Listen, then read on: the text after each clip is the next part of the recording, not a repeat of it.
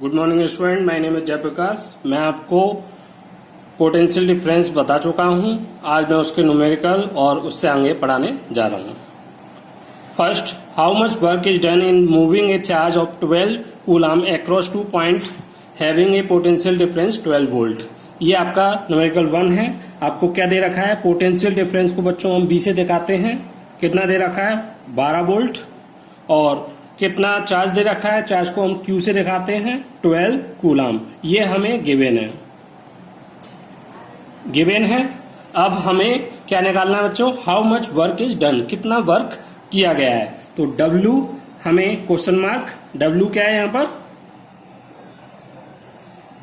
Work done. Okay, तो W निकालना है आपको। पोटेंशियल डिफरेंस में जो मैंने पढ़ाया था उसमें एक फॉर्मूला बताया था बच्चों पोटेंशियल डिफरेंस का। पर यूनिट चार्ज को इंफिनिटी से किसी पॉइंट तक, या ये मैंने पोटेंशियल में बताया था, और पोटेंशियल डिफरेंस में मैंने बताया था किसी एक पॉइंट से Q charge per unit charge, एक कूलम चार्ज को एक पॉइंट से दूसरे पॉइंट तक लाने में जो वर्क किया जाता है बच्चों, उसी को क्या बोलते हैं? Potential difference.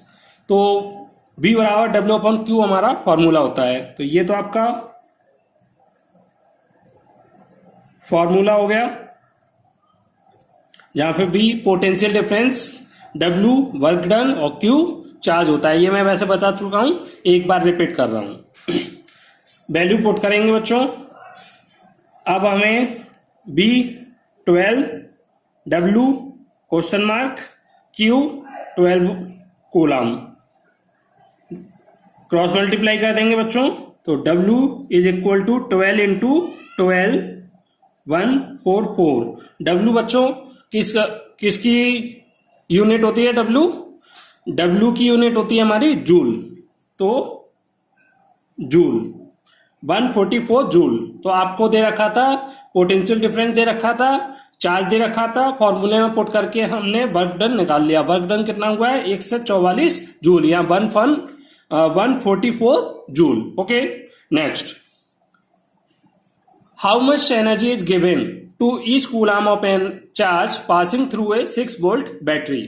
बच्चों, एनर्जी किसे बोलते हैं? जितना हम वर्क करते हैं उसी को हम एनर्जी बोलते हैं। तो यहां पर एनर्जी का मीन्स ये W पूछ रहा है आपसे। And to each coulomb means Q बराबर 1 coulomb passing through a 6 volt battery. और पोटेंशियल डिफरेंस कितना दे रखा है यहां पर? 6 वोल्ट। ओके, ये इतना आपको गिवन है।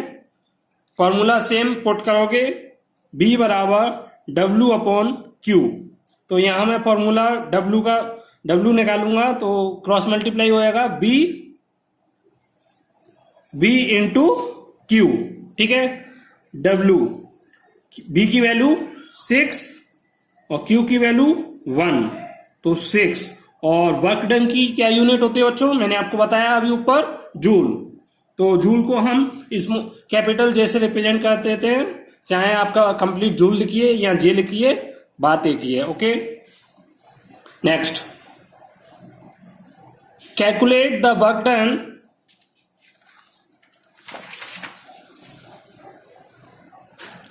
Calculate the work done if a charge of 5 coulomb moving across 2 point having potential difference equal to 15 volt।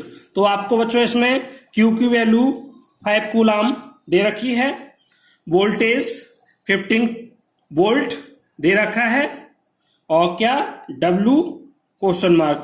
तो आप W बराबर B इंटू Q। ये सेम फॉर्मूला यहां से W के टर्म में हम इस फॉर्मूले को चेंज कर लेंगे और B इंटू Q हो जाएगा। इसमें आपको B और Q की वैल्यू पुट कर दोगे। 15 B की वैल्यू दे रखी है, Q की वैल्यू 5, 75, और वर्क की यूनिट क्या होती है बच्चों? जूल। ओके, तो ये आपका थर्ड न्यूमेरिकल हो गया। Next, calculate the work done to carry a charge of 3 coulomb if the potential difference between 2 points is 10 volt. तो इसमें भी आपसे W क्वेश्चन मार्क और Q दे रखा है 3 कूलम और पोटेंशियल डिफरेंस कितना दे रखा है 10 वोल्ट। तो B बराबर W अपॉन Q, यहां से W B इंटू Q हो जाएगा। B की वैल्यू 10 और Q की वैल्यू 3, तो 30 joule. Okay, next what potential difference, इसमें बच्चों potential difference question mark required to do 100 kilo joule. W दे रखा है 100 किलो जूल वर्क किया गया है। आपको एनर्जी बोले या वर्क बोले, बात एक ही है, क्योंकि वर्क जितना हम करते हैं उतना ही कर पाते हैं जितनी हमारे अंदर एनर्जी होती है। इसलिए वर्क और जो एनर्जी है एक ही टर्म है, ठीक है। 100 बच्चों, हमें एमकेएस सिस्टम को फॉलो करना होता है और उसमें हमें सिंपल टर्म में चेंज करना होता है। तो यहाँ किलो जूल दे रखा है, इसको जूल में कन्वर्ट करेंगे तो 1 किलो में कितने होते हैं 1000, और ये जूल में कन्वर्ट हो गया तो जूल 2 और 3 5 0 हो गई। W मिल गया और चार्ज हमें दे रखा है Q बराबर 10 कूलम। यहां पे मैंने किलो जूल को जूल में कन्वर्ट किया है 1000 से मल्टीप्लाई करके। ओके, 1 किलो जूल में 1000 जूल होते हैं। आप चाहो तो मैं यहां पे लिख दे रहा हूं 1 kilo joule is equal to 1000 joule. Okay, आप इसे लर्न कर लेना और पता ही होगा आपको। B बराबर W अपॉन Q, पोटेंशियल का फॉर्मूला।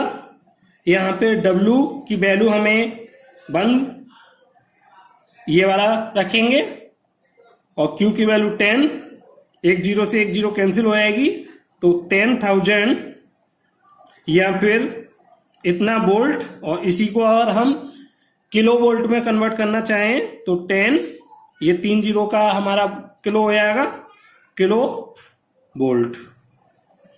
ओके, तो ये आपका हो गया। नेक्स्ट,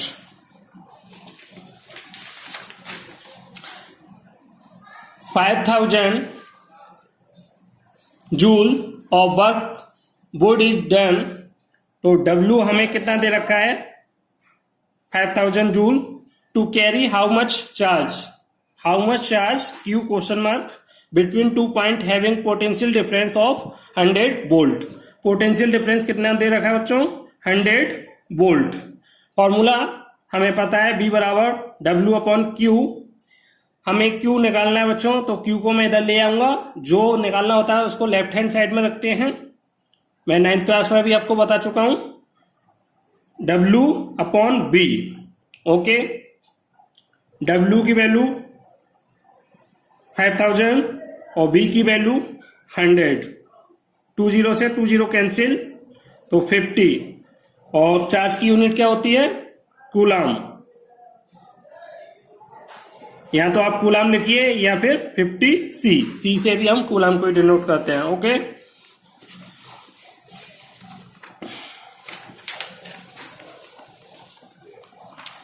अब बच्चों, to carry how much charge between 2 point having potential difference equal to 220 volt 1760 joule of work is done. तो हमें how much charge Q question mark, potential difference equal to 220 और W 760 जूल दे रखा है। तो B बराबर W upon Q, और यहां से Q बराबर W upon B। Value put करेंगे, आंसर निकालेंगे, इससे आगे आप खुद करोगे। ओके, आपको करना है। ये आपके न्यूमेरिकल हो गए इस फॉर्मूले से रिलेटेड। ओके, अब मैं आगे करा रहा हूं ओम्स लॉ। बच्चों, ओम्स लॉ हमारा पोटेंशियल डिफरेंस और करंट के बीच में एक रिलेशन सेटअप करता है या रिलेशन बताता है, सिंपली कहें तो ओम्स लॉ। ओम्स एक साइंटिस्ट, एक फिजिशियन से उन्होंने वोल्टेज मीन्स पोटेंशियल डिफरेंस और करंट के बीच में एक रिलेशन फाइंड किया था। उन्हीं के लॉ को हम ओम्स लॉ बोलते हैं। तो उन्होंने क्या अपना स्टेटमेंट दिया था, क्योंकि लॉ हमेशा एक स्टेटमेंट देता है, तो उन्होंने बोला था potential difference across the end of a given metallic wire in an electric circuit is directly proportional to current flowing through it. Means बच्चों, जैसे मेरा ये एक वायर है, इसका एक एंड ये हो गया, सेकंड एंड ये हो गया। अगर मैं यहां पे एक बैटरी लगाता हूं बच्चों, तो उसका कुछ ना कुछ वोल्टेज होगा। ये वोल्टेज, इस वोल्टेज की वजह से इसमें कुछ ना कुछ करंट फ्लो होगी। तो इन्होंने ये बताया था जो वोल्टेज हम दे रहे हैं, अप्लाई कर रहे हैं, जितने वोल्टेज की यहां पर बैटरी लगाएंगे उसी के अकॉर्डिंग उसमें करंट फ्लो होगी, और वो डायरेक्टली प्रोपोर्शनल टू होगी जो वोल्टेज अप्लाई कर रहे हैं उसी के डायरेक्टली प्रोपोर्शनल उसमें जो करंट फ्लो हो रही है वो होगी। तो potential difference is directly proportional to current. Potential difference जो हमारा इस वायर के एंड्स के अक्रॉस कनेक्ट है वो डायरेक्टली प्रोपोर्शनल होगा इस सर्किट में फ्लो होने वाली करंट के, या इस वायर में फ्लो होने वाली करंट के प्रोपोर्शनल होगा। और बच्चों, जब हम इस प्रोपोर्शनल साइन को हटाएंगे तो कोई ना कोई कांस्टेंट आएगा। तो यहां पर एक कांस्टेंट आता है R, capital R, R I. ये R is equal to B upon I, R को आई अपॉन में चलाया जाएगा तो बी अपॉन आई। ये आर को हम क्या बोलते हैं बच्चों? रेजिस्टेंस। ओके, तो इसी को इन्होंने, अब मैं पढ़ दे रहा हूं और समझा दे रहा हूं एक बार। The potential difference B across the end of a given metallic wire in an electric circuit. तो ये आपका एक इलेक्ट्रिक सर्किट है बच्चों। ये इस वायर के दो एंड हैं, ये हमारा वायर है ये वाला, इस वायर के ये दो सिरे हैं, एंड हैं। इसके अक्रॉस जो पोटेंशियल डिफरेंस हमारा लगा हुआ है वो बी वोल्ट का है। B volt is directly proportional to the current flowing through it. वो प्रोपोर्शनल है किसके? जो इसमें करंट फ्लो हो रही है बच्चों, directly proportional to I. Proportional sign हटाएंगे तो कोई ना कोई कांस्टेंट आएगा। यहां पर वो कांस्टेंट क्या है? R, capital R. इसको, इस कैपिटल आर को क्या बोलते हैं हम? रेजिस्टेंस। तो अब आप ये समझ चुके हो, तो एक बार और रीड कर दे रहा हूं। The potential difference B across the end of a given metallic wire, potential difference across the metallic wire in an electric circuit is directly proportional to the current flowing through it. जो current flow हो रही है उसके proportional होगा। If all physical condition remain constant. बच्चों, इसमें एक condition है, अगर वहां का, जहां पर हम ये एक्सपेरिमेंट कर रहे हैं बच्चों, वोल्टेज हम अप्लाई कर रहे हैं, उसके वजह से कुछ ना कुछ करंट फ्लो होगी, तो उनके बीच में एक रिलेशन आएगा। ये रिलेशन प्रोपोर्शनल होगा, डायरेक्टली प्रोपोर्शनल होगा। ये तभी होगा जब वहां की जो फिजिकल कंडीशन है, मीन्स जो टेम्परेचर है, वहां का एटमॉस्फेरिक प्रेशर है, वहां की जो एटमॉस्फेयर में ह्यूमिडिटी है, वो हमारी कांस्टेंट रहे।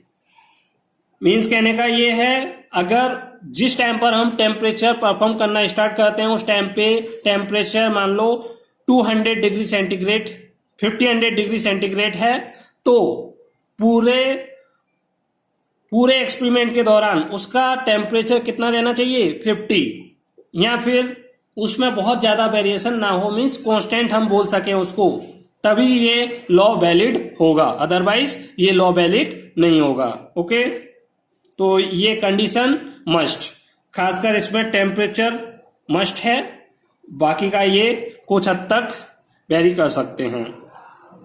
इसी को बच्चों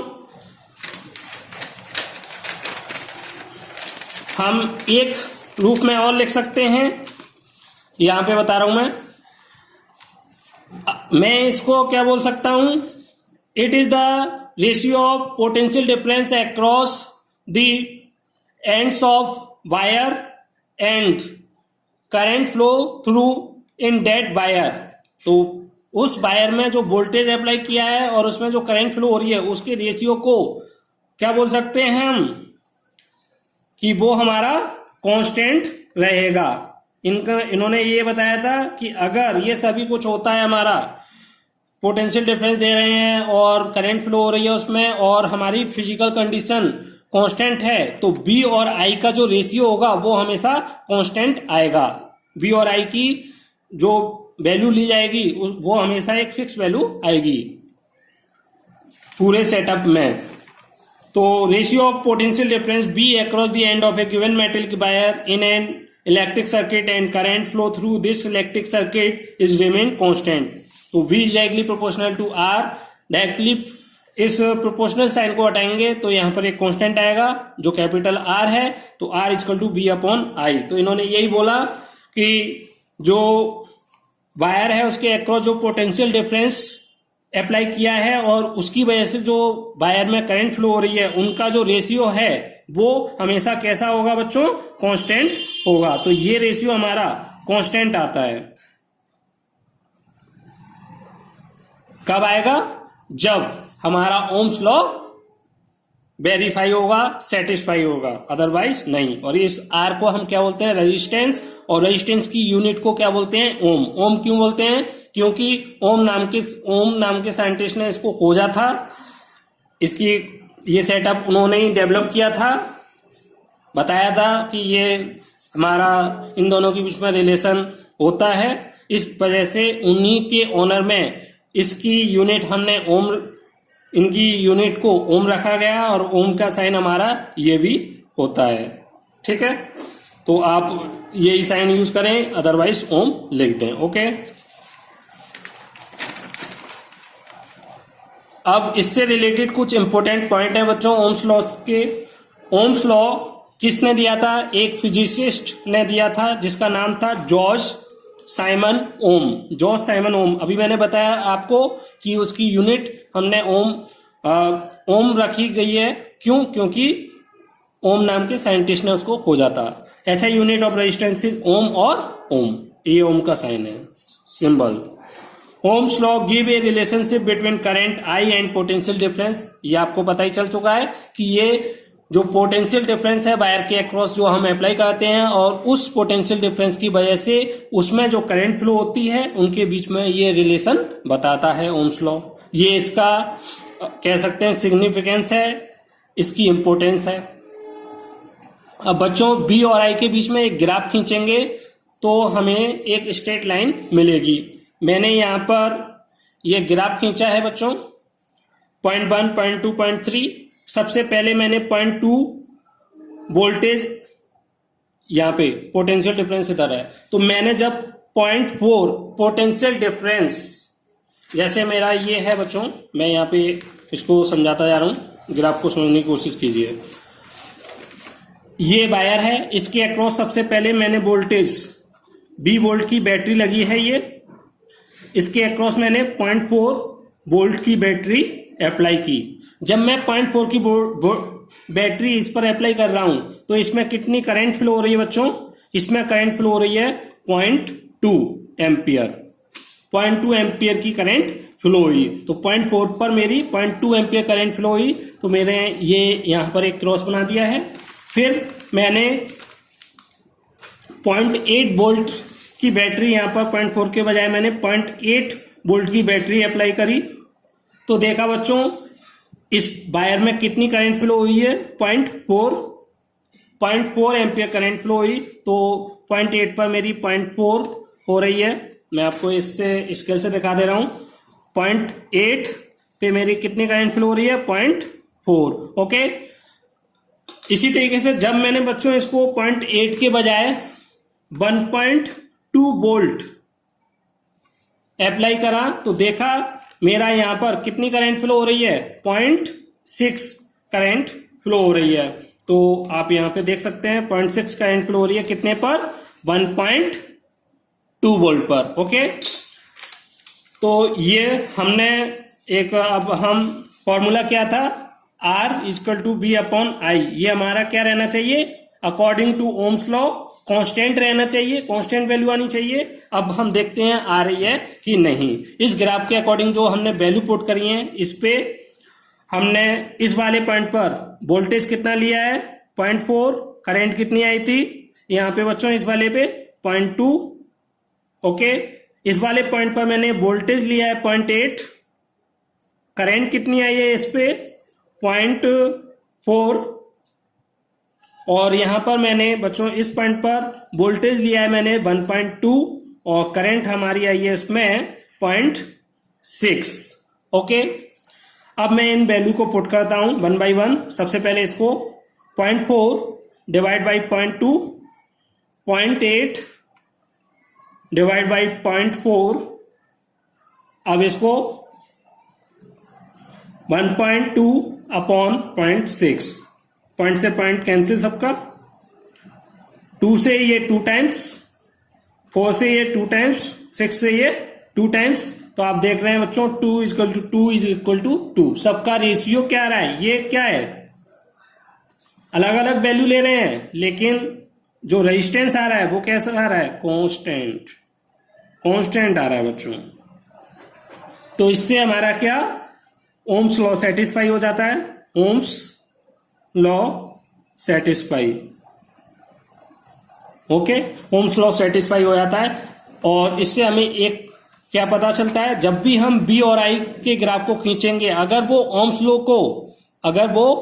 ओम्स लॉ को सेटिस्फाई कर रहा है तो हमेशा एक कैसी लाइन आपको देखने को मिलेगी, स्ट्रेट लाइन। तो if the graph between B and I is a straight line then it is satisfy Ohm's law. या तो हम ये कहें कि जब ओम्स लॉ सेटिस्फाई करेगा तो पोटेंशियल डिफरेंस बी और आई के बीच में कैसा ग्राफ आएगा, स्ट्रेट लाइन। अदरवाइज हम इसके अपोजिट कह सकते हैं कि अगर बी और आई के बीच में हमें एक स्ट्रेट लाइन मिल रही है तो वो पक्का ओम्स लॉ को सेटिस्फाई कर रहा होगा। ये बी और आई के ग्राफ के बीच एक ग्राफ है जो नाइक्रोम वायर के लिए एक्चुअल में था बच्चों। मैंने थोड़ी सी वैल्यू इसमें चेंज करी है, बुक में कुछ अलग थी क्योंकि काफी छोटा ग्राफ बन रहा था, आपको दिखाई नहीं देता, ये यहां पर आता है, ये यहां पर आता है और यहां तक ग्राफ हो जाता, तो आपको इसमें देखने में बहुत मुश्किल होती, इसलिए मैंने थोड़ी सी वैल्यू स्लाइटली चेंज कर दी है, तो आप देख लेना। वैसे ये करेक्ट है, कोई दिक्कत नहीं है, ओके।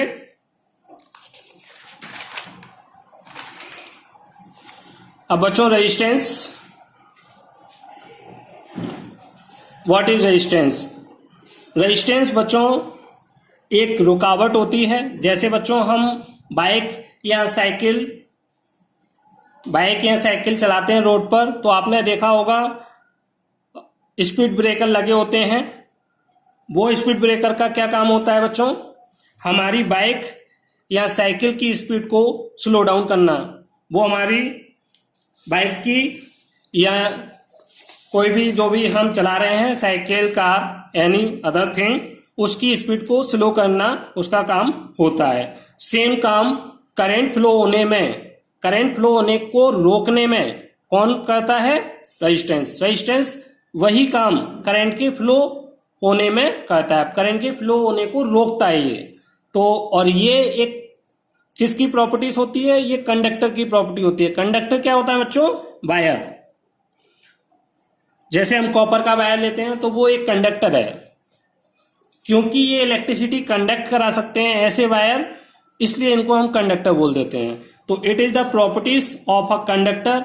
ये एक कंडक्टर की प्रॉपर्टीज होती है टू रजिस्ट और अपोज। रजिस्ट और अपोज दोनों की मीनिंग एक ही होती है, अपोज करना द फ्लो ऑफ चार्ज और इलेक्ट्रिक करंट। या तो हम ये कहें कि वो चार्ज के फ्लो को अपोज करेगा। चार्ज के फ्लो का अपोज करना मतलब क्या है, करंट किस वजह से फ्लो होती है बच्चों, चार्ज के फ्लो होने की। अगर चार्ज का अपोज होगा मींस इलेक्ट्रिक करंट का अपोज हो रहा है। या हम डायरेक्टली ये बोल दें कि किसी वायर में इलेक्ट्रिक करंट के फ्लो को जो अपोज करता है, फ्लो को बहने को रोकना चाहता है, उसको हम बोलते हैं रेजिस्टेंस। हर वायर का अपना रेजिस्टेंस होता है बच्चों, और रेजिस्टेंस हमें अधिकतर केसों में हमें कम चाहिए होता है। कुछ हीटिंग डिवाइस हैं जैसे प्रेस हीटर, इनमें हमें high resistance, very high resistance की रिक्वायरमेंट होती है। अदरवाइज जहां पर हमें करंट फ्लो कराना होता है वहां पर हम चाहते हैं कम से कम रेजिस्टेंस हो। अकॉर्डिंग टू ओम्स लॉ क्या है बच्चों? B is equal to R is equal to B upon I। तो मैं इसको क्या लिख सकता हूं? B इजकल टू RI, ये लिख सकता हूं। तो वही लिख दिया है मैंने यहां पर, B इजकल टू IR।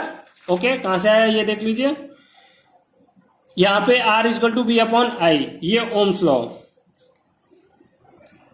तो ओम्स लॉ के अकॉर्डिंग रेजिस्टेंस क्या है? वोल्टेज और करंट का रेशियो जो होता है, किसी वायर के अक्रॉस जो पोटेंशियल डिफरेंस लगा है और उसकी वजह से उसमें जो करंट फ्लो हो रही है, उन दोनों के रेशियो को हम रेजिस्टेंस बोलते हैं। लेकिन एक्चुअल डेफिनेशन हमारी यही है। ओके, चाहो तो आप लिख सकते हैं वो ओम्स, और ये ओम्स का सिंबल हो गया। अब बच्चों एक ओम की डेफिनेशन, एक ओम नहीं, एक रेजिस्टेंस या एक ओम की डेफिनेशन। एक ओम कब होगा बच्चों? R इजकल टू हमारा रेजिस्टेंस B अपॉन I है। अगर मैं B की वैल्यू 1 रख दूं और I की वैल्यू 1 पुट कर दूं, तो 1 upon 1 is equal to 1, R is equal to 1 Om.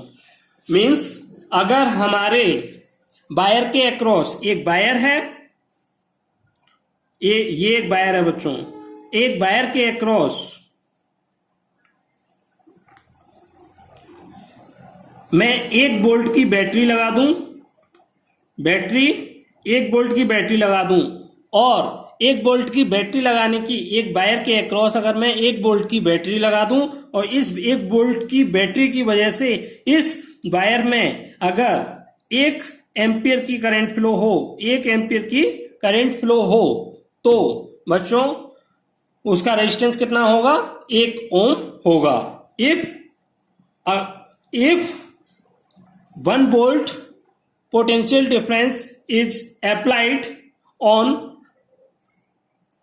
the bias end and the current flow in that circuit 1 ampere, then the resistance of that circuit and that wire is called 1 ohm. Okay, तो definition यहां पे लिख दी है मैंने। If potential difference across the two ends of a conductor is 1 volt, अगर किसी conductor के across 1 volt का पोटेंशियल डिफरेंस है and the current through it is 1 ampere, और उसमें से 1 एम्पियर की करंट फ्लो हो रही है, then the resistance of that conductor is 1 ohm. 1 ohm, R equal to B upon I। B 1 volt, I 1 volt, अगर मैं 1 रख दूंगा तो 1, तो R equal to 1 ohm. Okay,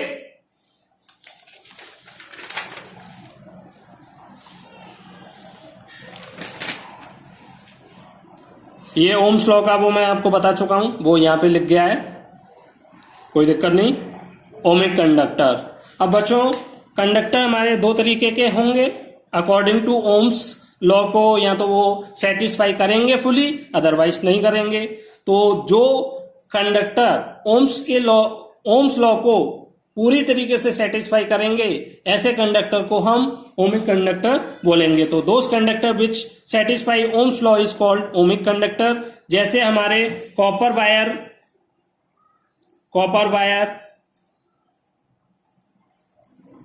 जितने भी वायर और ये एल्यूमिनियम वायर, ये हमारे ओमिक कंडक्टर में होते हैं। और non ohmic conductor, those conductor which do not satisfy Ohm's law is called non ohmic conductor.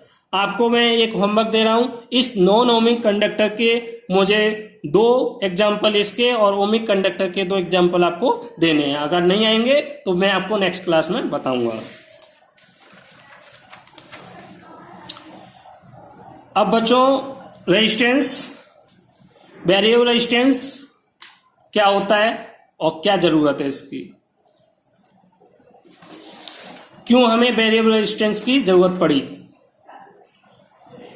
तो वेरिएबल रेजिस्टेंस हमें तब जरूरत होती है बच्चों जब, अब बच्चों मैं इसका एक पहले मैं एग्जांपल दे दूं तब आप ढंग से समझेंगे। बच्चों ये एक वायर है, इसके अक्रॉस मैंने एक 9 वोल्ट की बैटरी लगा दी। अब इस 9 वोल्ट की वजह से मान लो बच्चों इसमें 2 एम्पियर की करंट फ्लो हो गई, तो इसका रेजिस्टेंस कितना होगा बच्चों? 9/2। 4.5 ओम। ये इसका फिक्स हो गया। अब मैं बच्चों इस बैटरी को 9 वोल्ट की बैटरी को बदलूं, जैसे अभी मैं इसको 15 वोल्ट की बैटरी कर दूं तो 15, और इसकी वजह से 3 एम्पियर की करंट फ्लो हो है इसमें, तो रेजिस्टेंस कितना हो 15/3 5 ओम। तो या तो रेजिस्टेंस को मैं किस तरीके से चेंज कर सकता हूं, बैटरी को अगर मैं अलग अलग वोल्ट की बैटरी लगा दूं तो मेरा रेजिस्टेंस की वैल्यू चेंज हो सकती है। लेकिन क्या ये पॉसिबल है बच्चों? हर बार हम बैटरी नहीं लेके आएंगे क्या करंट की वैल्यू को चेंज करने के लिए? क्या मैं हर बार एक नई बैटरी खरीद के लाऊंगा? नहीं, ऐसा नहीं किया जाता है। तो उसके लिए हम एक डिवाइस या एक कंपोनेंट यूज करते हैं, वो क्या है? Variable resistance.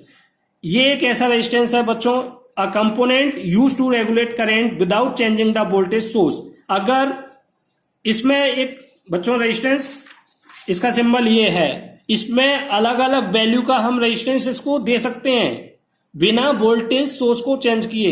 वोल्टेज सोर्स हमारा 9 वोल्ट का ही रहेगा। अब मैं चाहूं तो इसमें करंट को कम ज्यादा कर सकता हूं अगर मैं रेजिस्टेंस की वैल्यू को बदल दूं। और वो कैसे बदल जाएगा? Variable resistance. एक रेजिस्टेंस आएगा, उसमें कई तरीके की कई रेजिस्टेंस वैल्यू होंगी, उसको वेरी करके हम करंट की वैल्यू को चेंज कर सकते हैं। तो हमें बार बार वोल्टेज सोर्स को चेंज करने की जरूरत नहीं होगी। इससे हमें ये फायदा हो गया। रियोस्टेट भी यही डिवाइस है, वेरिएबल रेजिस्टेंस और रियोस्टेट एक ही है। It is a device that is use to change the resistance in the circuit. तो ये भी हमारा किसके लिए यूज होता है? हमारा रेजिस्टेंस की वैल्यू को चेंज करने के लिए होता है। रियोस्टेट और वेरिएबल रेजिस्टेंस दोनों का सिंबल हमारा ये है, या तो हम इसको इससे दिखा देते हैं। ये जो एरो और आपको ये दिखाई दे रहा है, ये हमारा ये इसी की वजह से हमारा वैल्यू चेंज होती है। बच्चों जब मैं यहां पे इसको ले आऊंगा तो इसका रेजिस्टेंस, एक बार मैं यहीं पर समझा दे रहा हूं, अगर मेरा ये जो क्रॉस का ये निशान दिख रहा है, अगर मेरा ये यहां पर है, मीन्स इसकी वैल्यू रेजिस्टेंस की 0। यहां ये 100 ओम का एम्पियर दे सकता है मान लो, तो यहां पर है, तो यहां पर R = 0। अभी मैं इसको यहां पर ले आऊं तो अब इसकी रेजिस्टेंस की वैल्यू 100 हो गई। मीन्स मैं इसके एरो को बदलकर रेजिस्टेंस की वैल्यू 0 से 100 तक कर सकता हूं। इसका मतलब ये है। तो इस तरीके से रियोस्टेट और वेरिएबल रेजिस्टेंस वर्क करता है। बाकी का बच्चों में नेक्स्ट क्लास